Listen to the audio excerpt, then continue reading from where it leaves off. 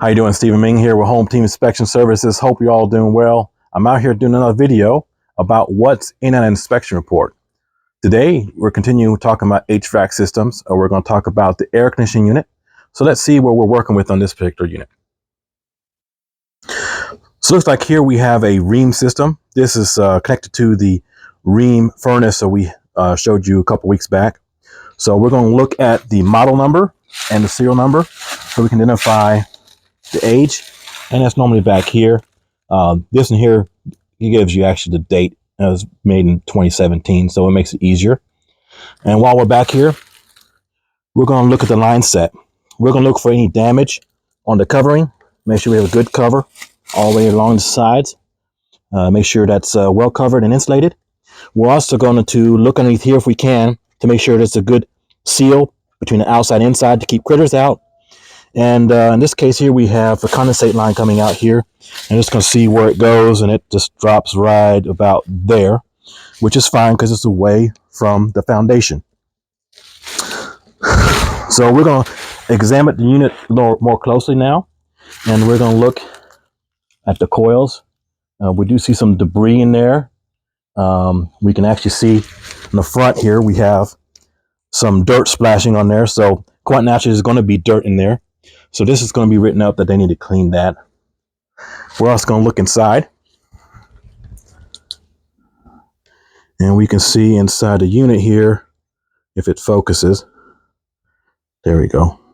There's some debris in there, of course, that needs to be cleaned out. But that's not that critical. But that's all in all, we're looking at these units. We're looking for damage also. On these corners, we can see pretty good here. You can see them looking for the fins to be nice and straight like those are. And sometimes if you have damage, those can be straightened out. In some cases, it could be far gone where to the point you might have to replace them because it's decreased the value. So as far as testing these units, in the summertime, what we generally do is we crank the AC down about 10 degrees from where it's currently set, and we put it through its paces. We make that thing work hard. And then once it's doing its job, we're checking the return air temperature and the supply air temperature. We're looking for at least 15 degrees, hopefully 20 or more degrees difference. And that proves that the air conditioning is in good shape. Now, in the wintertime, like it is now, we're in mid-February, we can't check these units.